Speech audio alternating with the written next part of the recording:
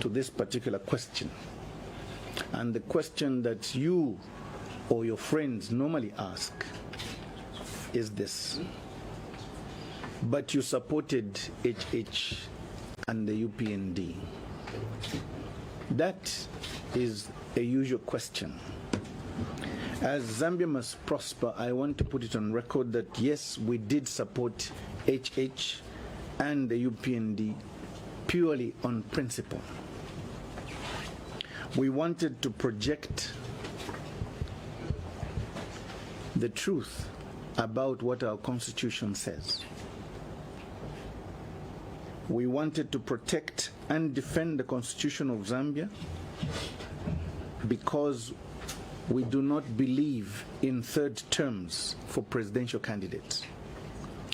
Personally, I was approached and requested to support Hakainde Hichilema and the UPND by various NGOs, civic organizations, church leaders, friends, and relatives to the president. After engaging HH personally in private for about 11 times, he convinced me that the pillars of reuniting the country, re-establishing the rule of law, good governance, and running a meritorious government would be the pillars on which the UPND will run this country. At that time, UPND was in the poor position of fighting the Patriotic Front, who had just expelled me. Today, however, just like the 2.8 million other Zambians who voted for Hakainde Hichilema and the UPND, we are here to officially withdraw our support of the UPND and the vote that we gave them. Hakainde Hichilema and the UPND and their lies have been exposed, and it is clear that the UPND and Hakainde Hichilema are politically and morally bankrupt. As the good book says, our Bible, in Proverbs chapter 29, verse 18, where there is no vision, people perish. When I realized that Hakainde Hichilema and the UPND had no vision, I left the alliance. And Zambia Must Prosper was born as a political party, not as a movement. Some of you have insisted that I have been bitter. I want to explain. When you realize that your friend has lied to you, when you realize that your friend has lied to the nation, and it is on the basis of those lies that he got elected, there's only one logical thing to do, and that is to disengage. There is no bitterness in me. I think if you've listened to my interviews throughout my political career, I have never insulted this president. I have always called him my friend, and so he shall remain. But the lies have to be called out. I am now asking every Zambian to ask Hakainde Hichilema to resign for the following reasons. 1, failure to govern our country in a united fashion, as promised.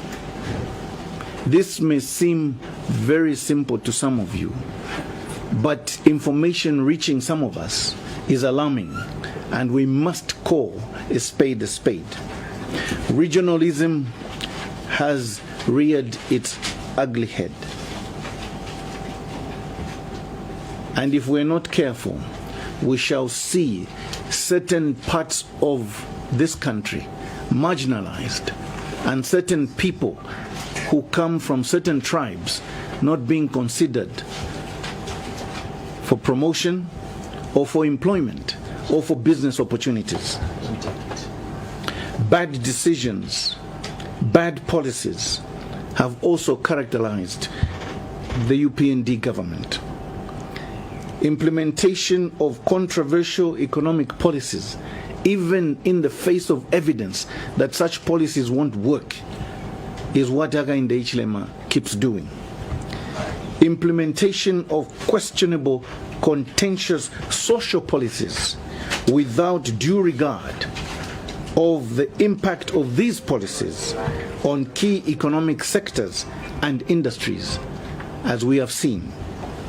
The failure to understand the repercussions of such policies on the vulnerable, Zambians, widows, orphans, the majority youths, and the unemployed, is also a factor. The lack of care for the poor is totally unacceptable. The rise in corruption, allegations, and scandals surrounding the presidency of Hakainde Hichilema is now alarming. We have had the gold scandal. We have had Sujilite scandals. We have had procurement scandals, all implicating high-ranking public officials very, very close to the president. And yet, the president has taken no action. We have had fertilizer scandals, medicine scandals, CDF scandals, and now we are having legal compensation scandals. I need to pause on this one. I think you're in a lawyer's office, as you can see from the books behind me.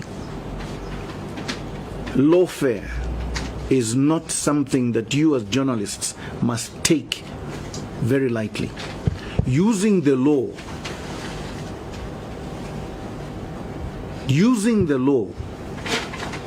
or institutions of the law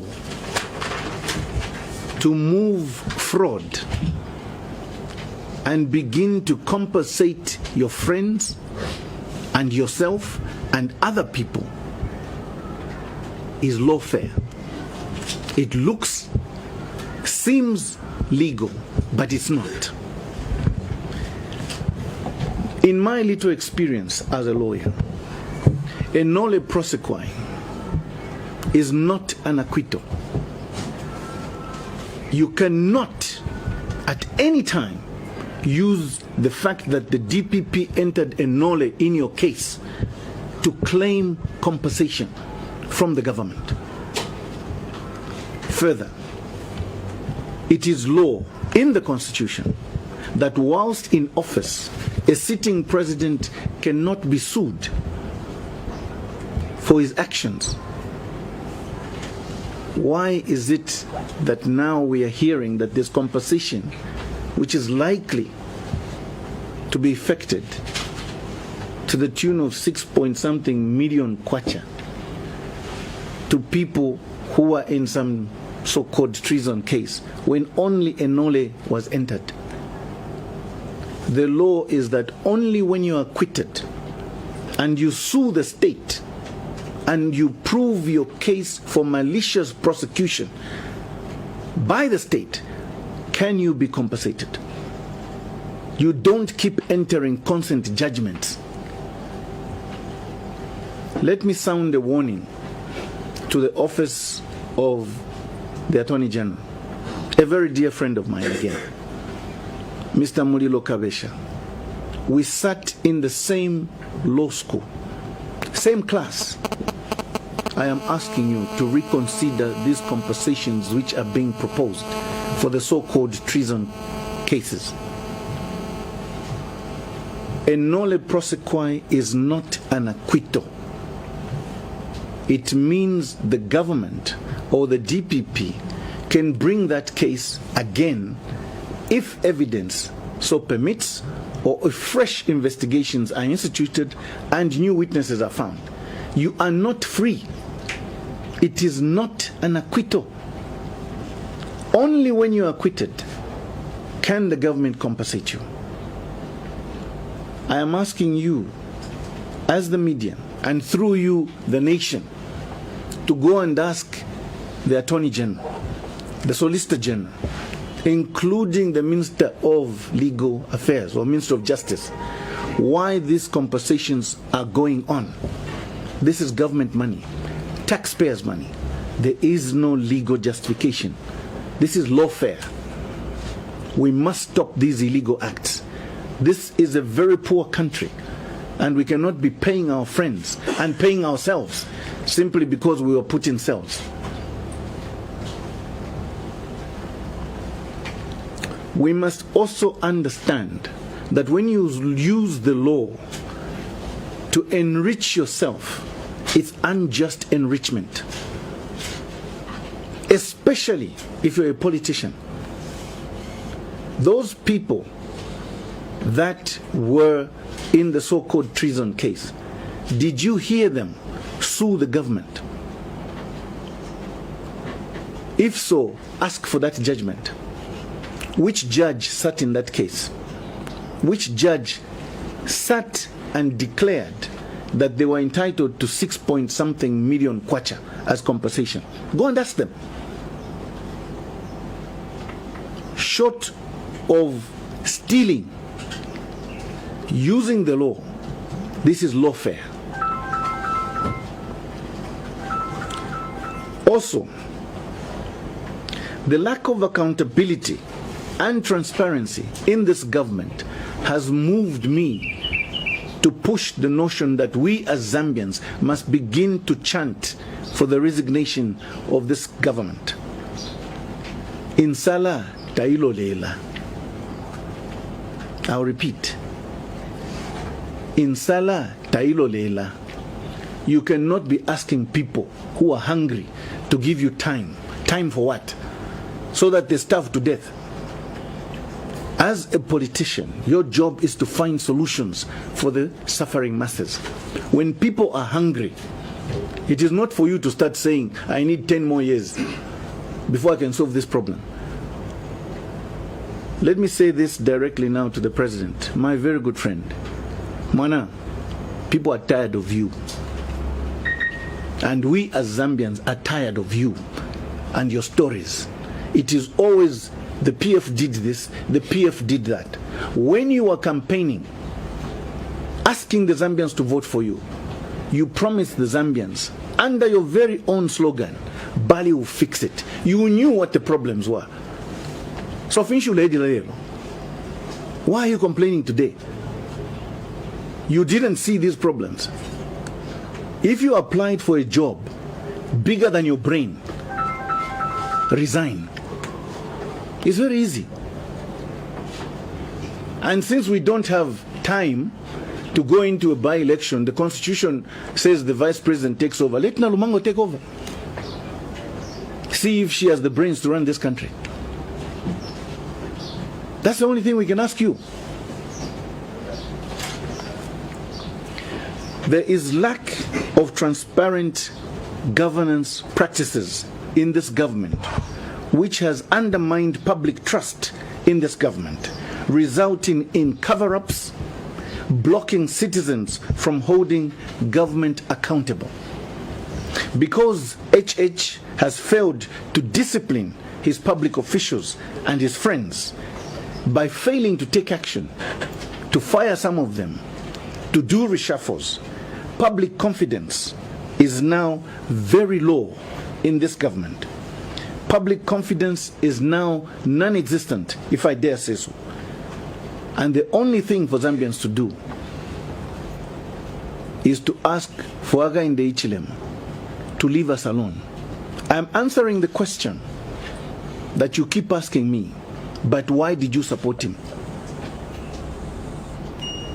But why? You are one of those that support. Yes, I did.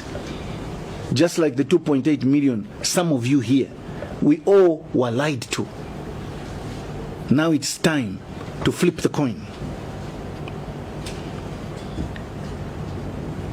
Further, there is a lot of polarization and divisions within society today, based on region, based on tribe, based on friendship, and based on party affiliation. under the UPND, the country has witnessed very alarming divisions, which we cannot allow to continue. People who are close to the UPND are being favored, and people who come from certain regions have been fired from their jobs in the civil servant, some of them without even committing a crime or having been disciplined.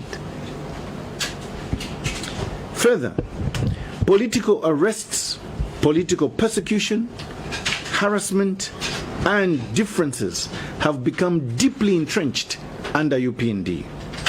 Citizens are being pitted against each other, based again on region. Where do you come from?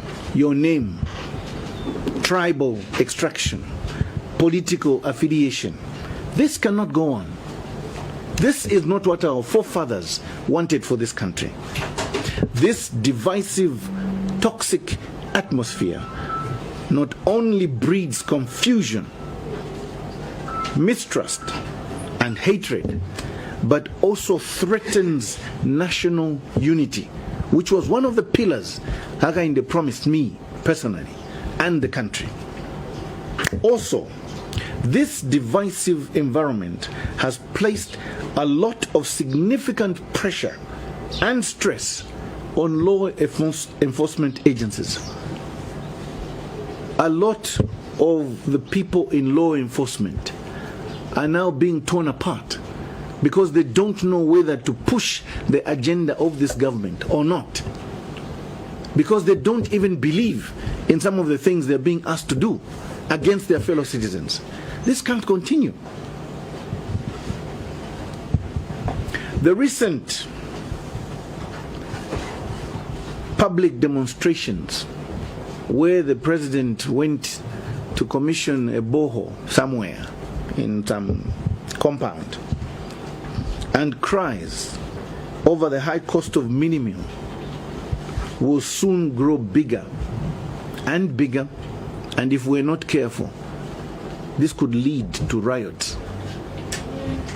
When a party in power and a president specifically cannot address or indeed misunderstands what the needs of his people are, then that president is detached from reality. That president is detached from reality. You journalists will remember these as facts. Our first president, Dr. Kenneth Kaunda, the late, may his soul rest in peace, was so detached from reality that when people began to shout for the reintroduction of multi-party state in this country, multi-party politics, he still wanted to perpetuate the one-party state. By the time he realized that he had to introduce multi-party politics, it was too late. He misunderstood the mood of the Zambians. That's what cost KK. You also remember, as journalists, Arabi, a very loved, the late president again, Arabi, a very loved president in MMD, who put up one of the most expensive campaigns in this country, and yet he didn't see it. He thought by putting up an expensive campaign and making people eat his campaign money, people were going to vote for him. He misunderstood. Recently, the PF also misunderstood the Zambians.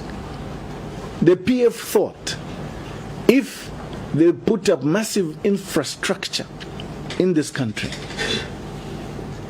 then the people are going to forget cadarism. Then the people are going to forget that this was a third term which was being pushed.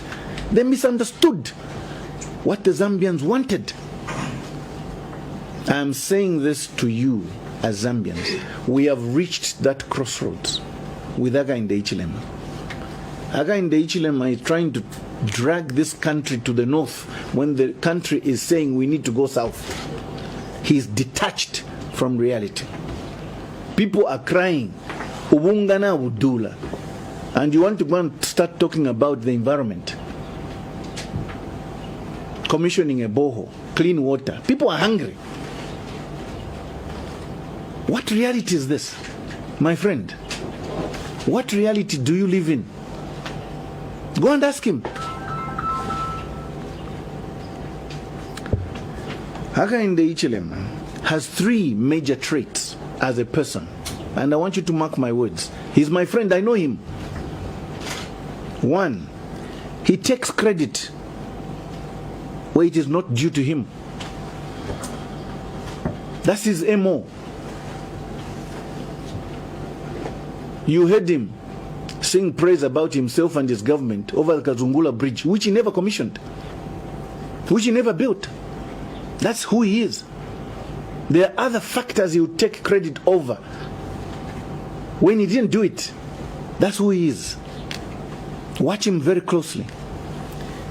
2, he likes shifting responsibility to others. So when you talk about debt restructuring, he's shifting responsibility to your children and your children's children because he doesn't want to pay that debt. He doesn't want to face the debt head on. What kind of leader is this? Who doesn't have solutions, but he always postpones the problems for other people. Look at this leader. Thirdly, Hakainde Hichilema never gets advice from anybody, even where it is necessary. We've got one surviving former president in the name of Edgar Chagwa Lungu, sitting in Ibex Hill, who has run this country for 7 years. And Hakainde Hichilema doesn't want to go and consult him over some of the problems that you and me are facing. Why can't he take a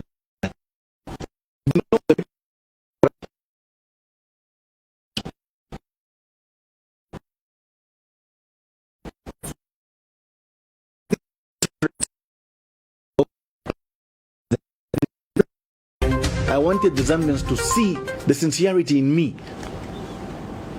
And I'm asking you to do the same. Look at me and look at the level of our politics. But coupled with that was a caveat. I didn't want you or any of the Zambians to be fooled that if we didn't give him an opportunity, you would be crying and declaring that, if only they had given Hakainde that chance. We have given him the chance. And you are the witnesses. You and the majority of the Zambians out there. You have seen now that there is no leadership in that man. There is no vision in that man. He is offering the Zambians no solutions at all, apart from his own friends and business associates. So I hope that going forward, this question, but why did you support him, will not come back to me. And I am hoping you will not bring this up so that we can move and begin to offer solutions to the Zambians. My second reason for calling this presser today is to congratulate President-elect Emmerson Mnangagwa of Zimbabwe, who is going to be inaugurated today. I find this a very important aspect in our history as Zambians. Sometimes you as journalists, you don't keep your records very well. Please learn your history and keep your history tight. Zambia Must Prosper sends its heartfelt congratulations to President Emmerson Mnangagwa of Zimbabwe on the recent election victory of ZANU-PF. Zambia Must Prosper wants to place the following on record. We support Pan-Africanism. And we believe that ZANU-PF stands on the principles of Pan-Africanism. We do not support imperialism. Zambia Must Prosper does not support neo-colonialism. We believe that African democracy must be allowed to grow and mature without external pressure from Europe or the West or any agents sponsored by other forces. As students of history and politics, we in Zambia must be clear on where we stand on the global geopolitical stage. As Zambia Must Prosper, we believe in being non-aligned. Yet, we must maintain our friendship with both the East and the West out of mutual respect. Zambia Must Prosper will not allow any military bases on Zambian soil once it takes government. I'll repeat that. Zambia Must Prosper will not allow any military, foreign military bases, foreign soldiers on our soil. We will not allow that. Zambia Must Prosper will not allow the exploitation of its mineral resources or natural resources with little or no benefit accruing to Zambians. Zambia Must Prosper will stand firm on the principle that when Zambians prosper, Zambia prospers. So in everything this party will do, we shall put the citizens of this country first. We shall amend all the economic laws that we have studied thus far for the benefit of Mother Zambia and its citizens. Such laws will include mining laws, agricultural laws, land law, banking laws, commerce and trade laws. Those are the laws that govern the economic agenda of this country. Zambia Must Prosper will foster good neighborliness with all its 8 neighbors based on mutual respect for each other's sovereignty.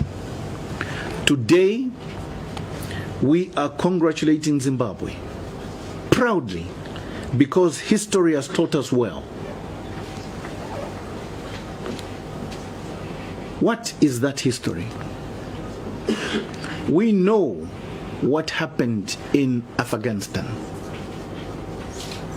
We know what has happened in Syria. We know what happened in Libya when Colonel Muammar Gaddafi was overthrown and finally killed. We know what happened in Iraq when Saddam Hussein was overthrown on flimsy, false grounds and finally killed. We know what happened in Iran. We also know what happened in Tunisia. We are also aware today what is happening in Sudan. We are aware what is happening in the DRC. We are also aware what is happening in Ethiopia, what is happening in Somalia, and we are also aware what is happening in Ukraine. As journalists, and through you, the Zambian people, go and find out why these wars continue or why they took place. We urge President Mnangagwa and the people of Zimbabwe to remain resolute in the vision to develop Zimbabwe with homegrown solutions. Just like Zambia must prosper, we'll be proposing homegrown solutions. We are aware that the economic sanctions on Zimbabwe were meant to effect a regime change, and they didn't start now.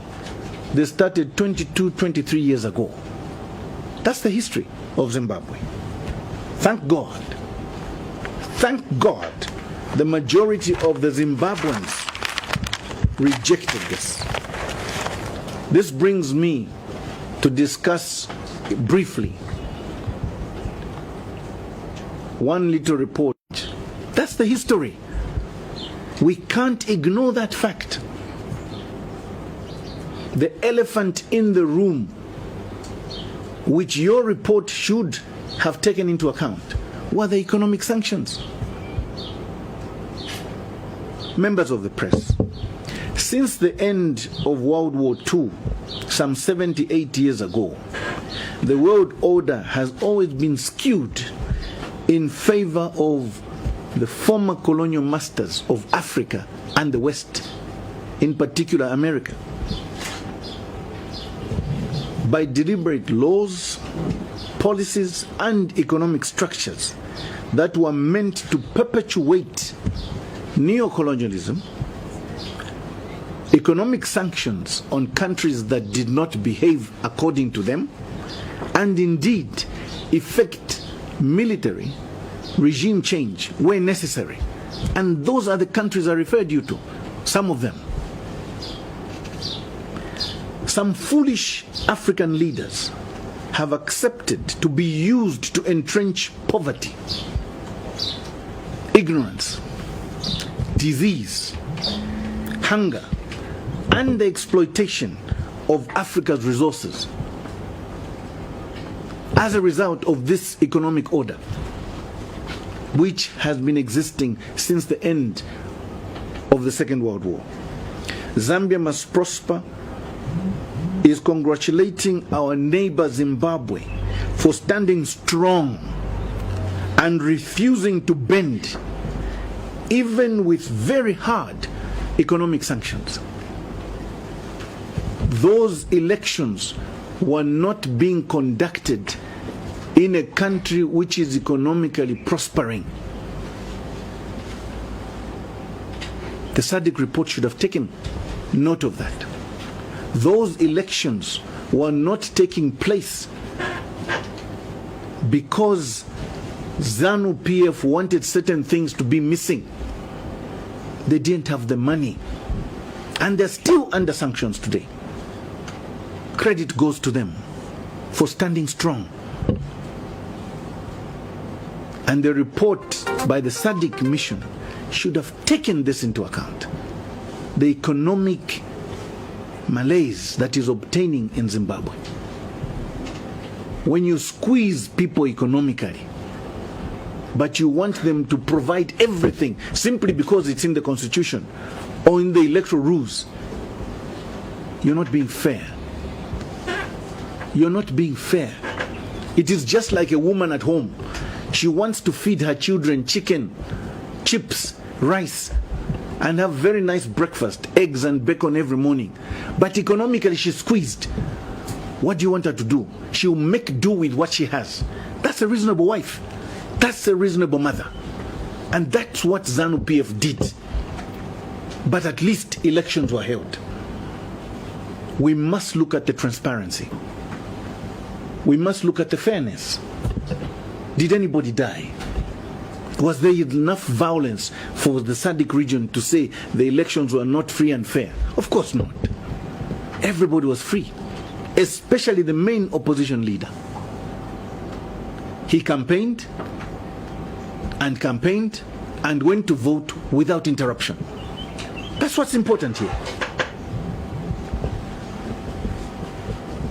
President Mnangagwa and the ZANU-PF deserve our support, and indeed all the help that they need as they strive to grow the economy and resist the pressures of these biting economic sanctions. Zambia Must Prosper will stand eyeball to eyeball with the Zimbabwean people and their leadership on their journey to economic emancipation. We ask that the ordinary Zimbabweans and indeed the region SADC at large put a lot of trust in the vision of President Mnangagwa and ZANU PF.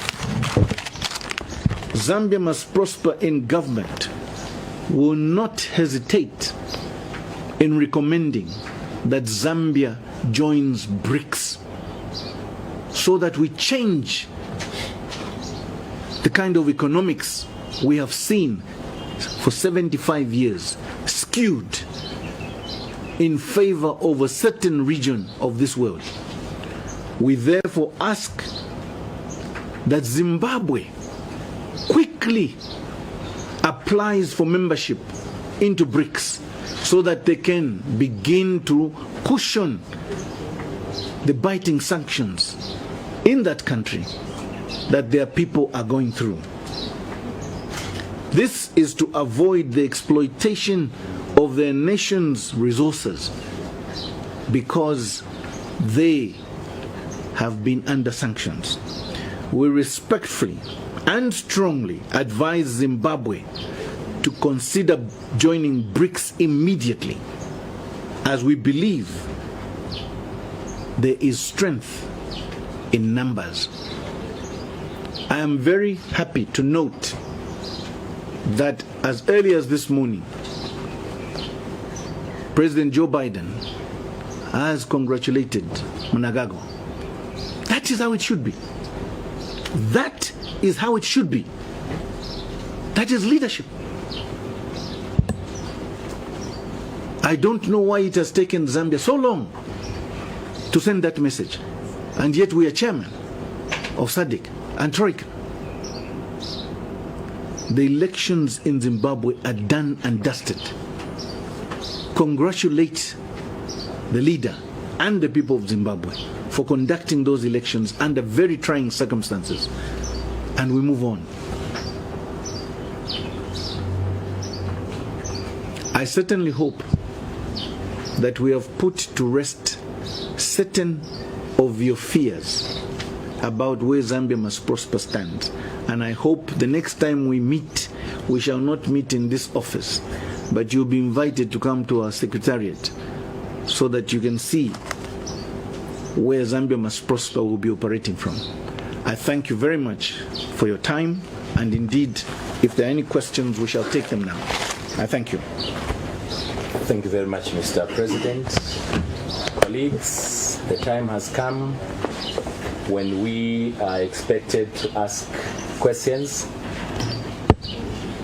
And like always, I will be able to guide that let us ask questions within what the President has talked about so that we are able to move together. We'll ask that you introduce yourself, you indicate the media that you are representing, and stretch out.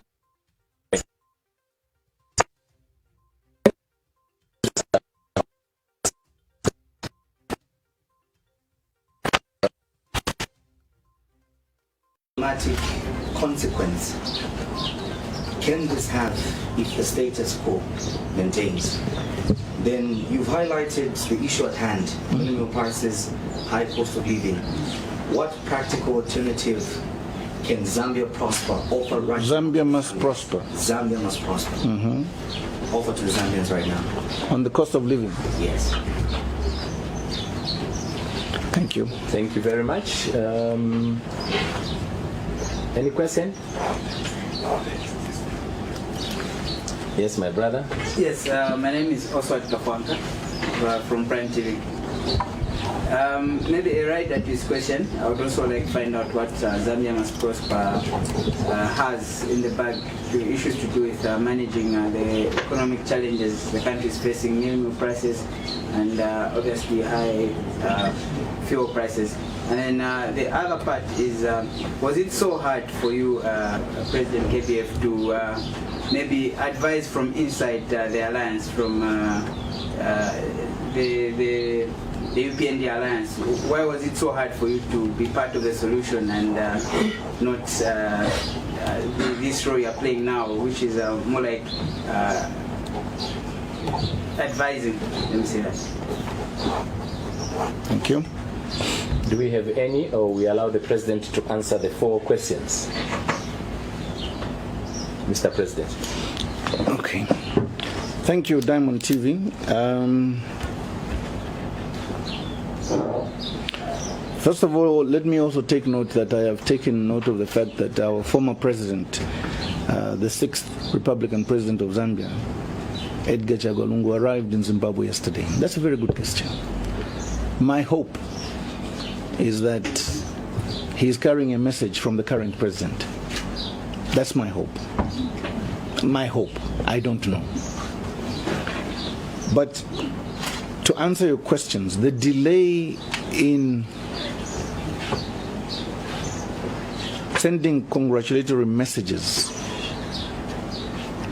after an election, especially when you are chairing SADC and Troika, as Zambia is today,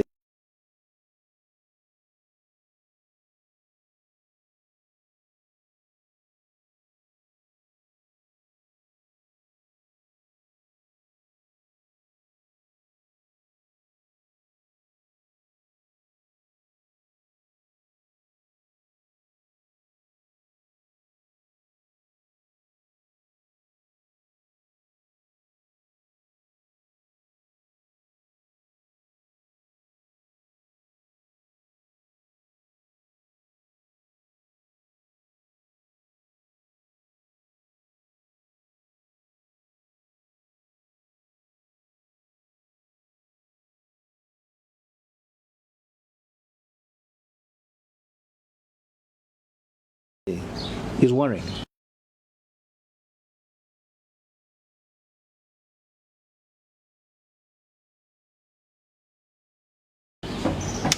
It's very worrying.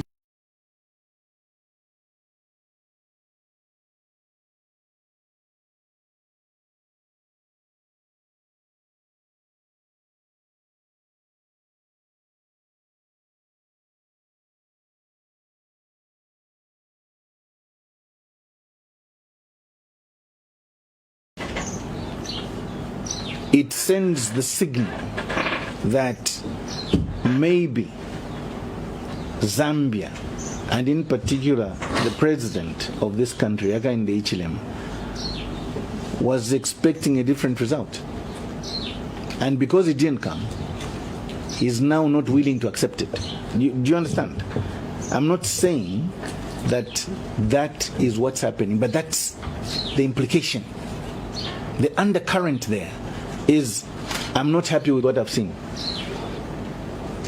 Let me say this historically. Again, journalists, please, every time you read history, and this is not too far away, read our history very carefully.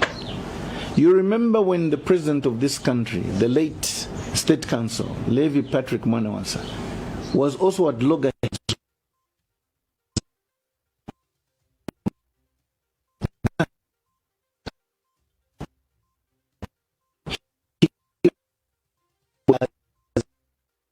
attacks on Zimbabwe and the elections that were held, which the late Robert Mugabe won. It took the current president of Zimbabwe, Emerson Mnangagwa, who was then within the government of Zimbabwe, to come and influence a change of heart on Mwanawasa here at State House, because he took a stand that, according to him, those things that he saw he didn't like, and therefore he was trying to push an agenda. He wanted to take a certain report to the AU, the African Union. Search your facts. I'm not saying things that didn't happen. And when a delegation was sent to State House to come and discuss that issue, the president of Zimbabwe boycotted. Instead, he sent ministers. there was almost beef between Zambia and Zimbabwe. We shouldn't allow history to repeat itself. We've been taught by history. Let's learn from our history. So this delay in sending congratulatory messages to Zimbabwe by Zambia, more so that we're chairing SADC, sends a similar signal. And because Emerson Mnangagwa, the president of Zimbabwe, was part of the delegation that came here, he knows how it felt that time. He's not called the crocodile for nothing. He's a shrewd man. Trust me. So we must be very careful when we're trying to be good neighbors. If you can tell me that 100 people were killed in Zimbabwe in these elections, I'll be the one to tell you firsthand the elections were not fair. They were not free. But how many people were killed? How many people were stopped from voting? What was the amount of violence recorded by the SADC report? The transparency was clear. But for me, the elephant in the room, and I repeat, was the sanctions. That report did not address that issue. That is where this report, for me, I have a problem. They should have taken into account the fact that Zimbabwe is and has been under economic sanctions for over 20 years. That has affected Zimbabwe greatly. Your cost of living question, I'll probably marry it with the Prime TV question. What does Zambia Must Prosper offer?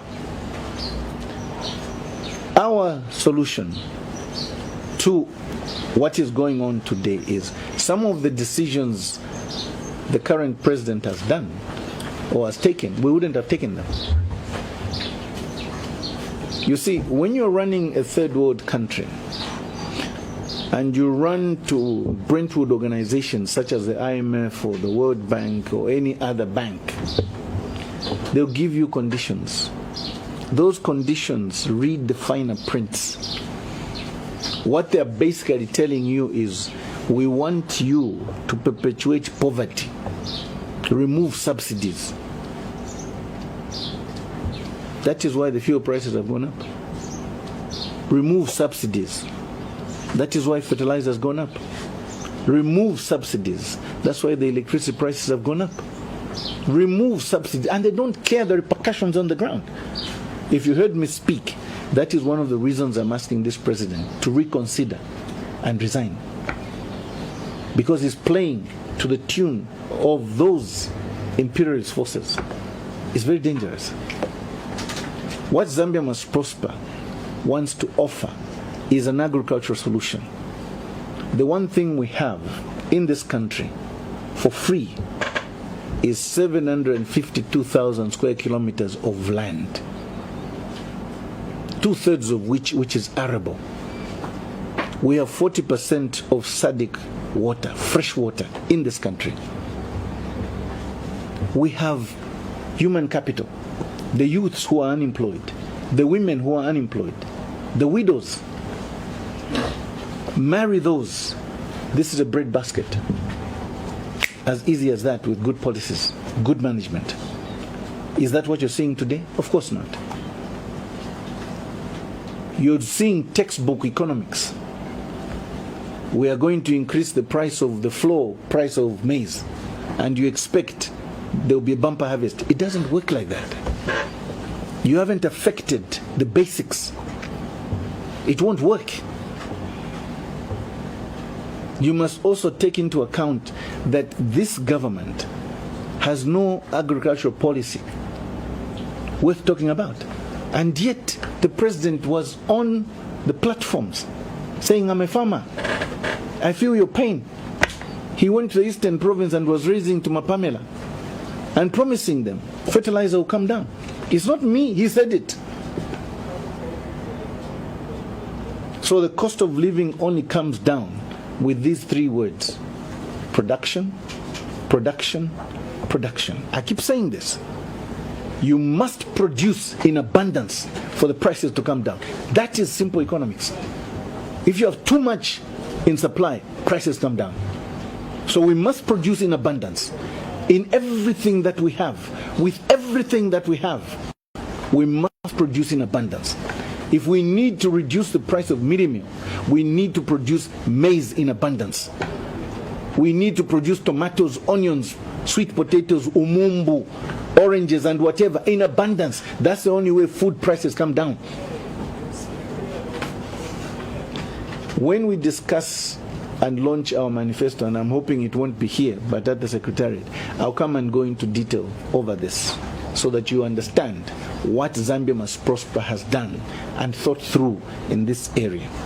But agriculture must be the cornerstone, because you've got this country, you've got that sun out there, you've got free rain. Why are we this poor? I don't even want to talk about the minerals. I'm just talking agriculture, which gives us food. So that was we should have done. But that's not what's happening today.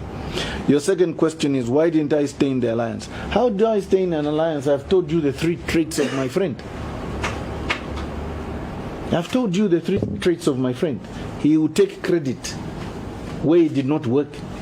He will never take advice.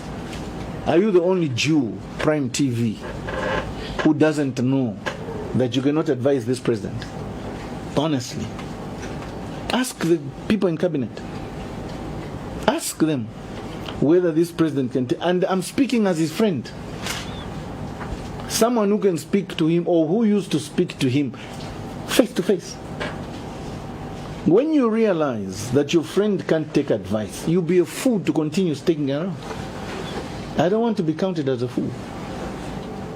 I know for a fact that this president doesn't take advice.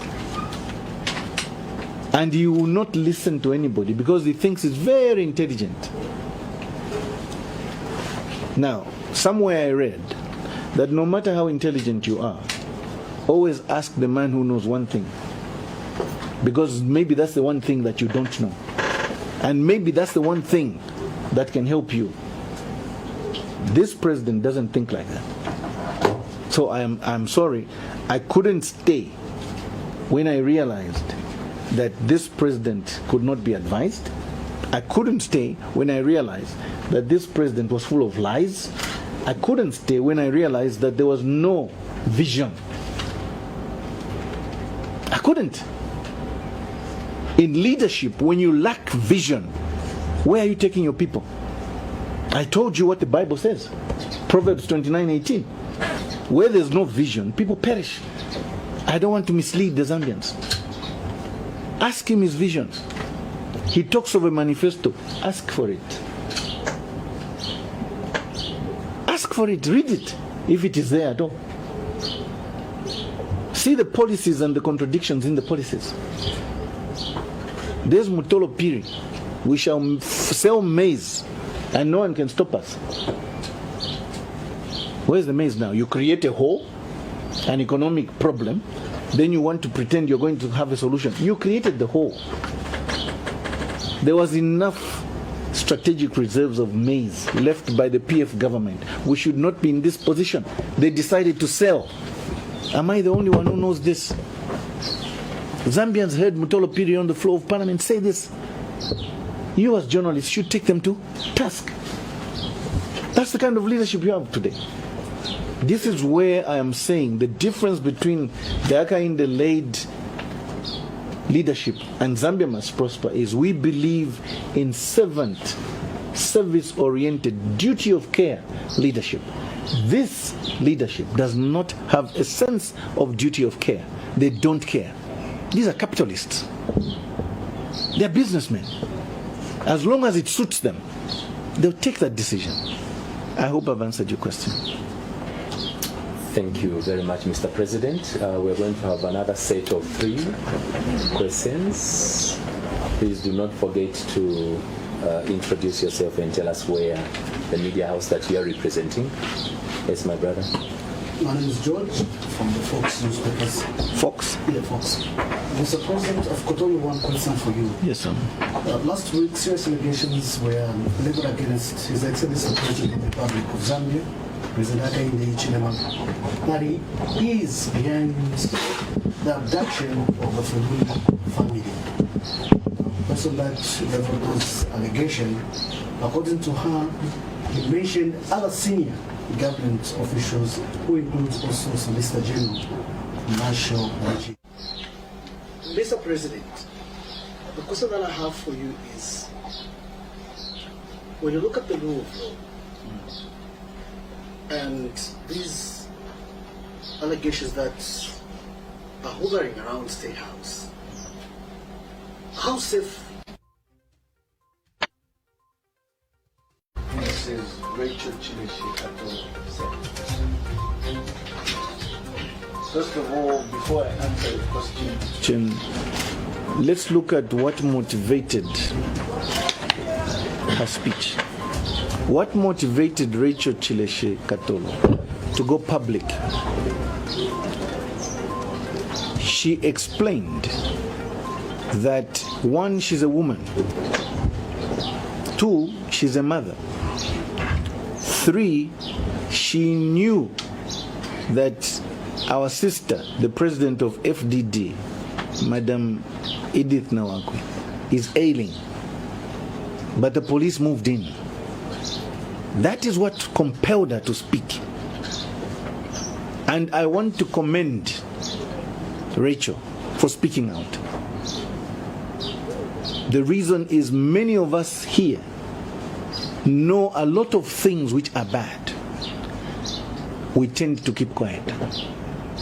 When you know that an injustice is being occasioned to someone else, that is the wrong attitude to have, fellow Zambians.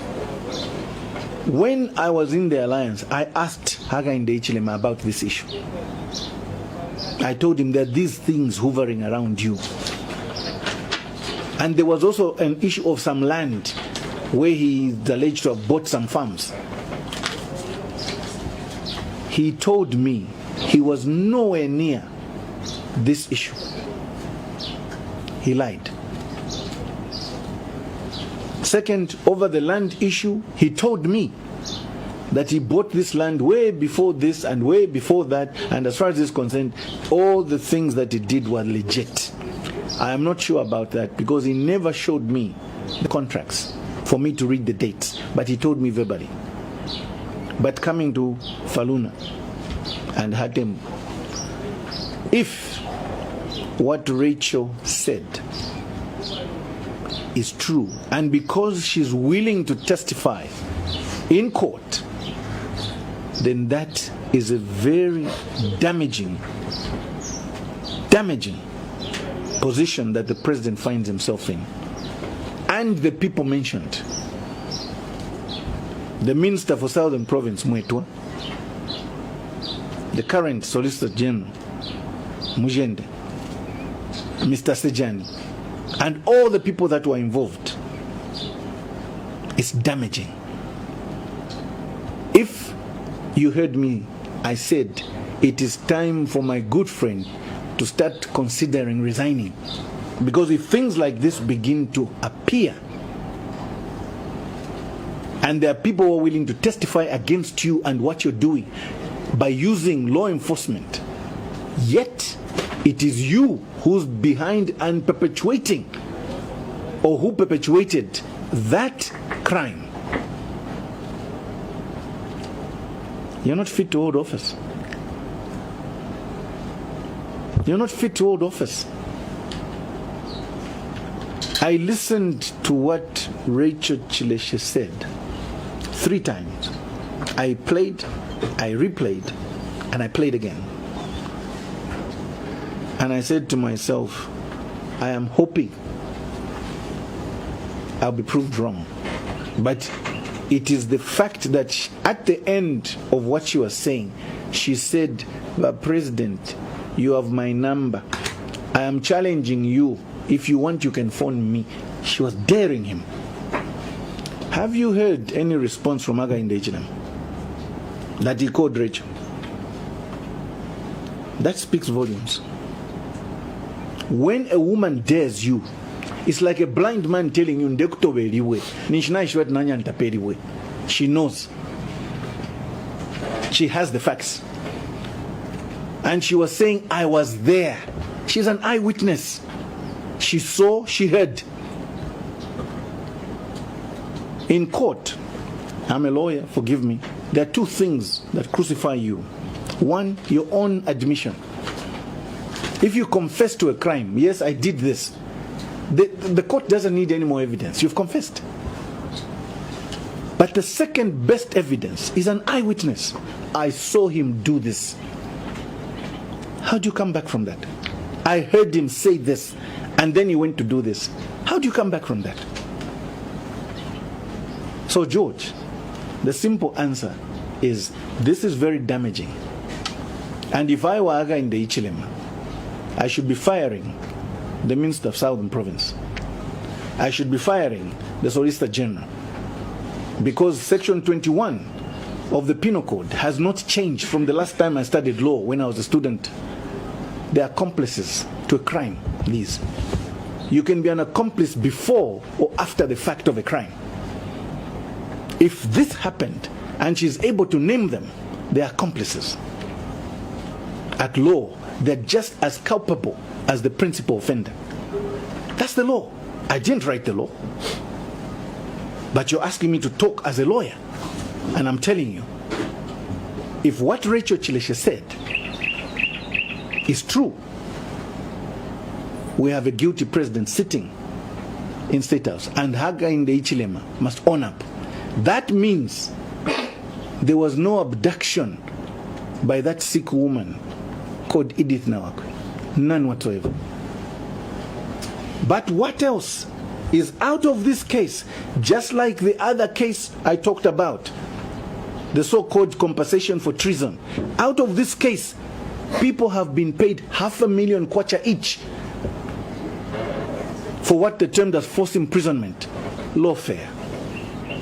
George, we are using government resources, taxpayers' money, to steal because we sign consent judgments to pay people who are part of a crime. This is the kind of government we are looking at. We must be very careful as Zambians. Very, very careful as Zambians. I hope I've answered your question. Thank you very much. I want to believe there are no more questions. May I take this rare privilege to thank you for being a phone call away when duty calls. We appreciate your commitment and dedication to duty. As the President leaves, we'll now hand over to the media director. We thank you, Mr. President. Thank you.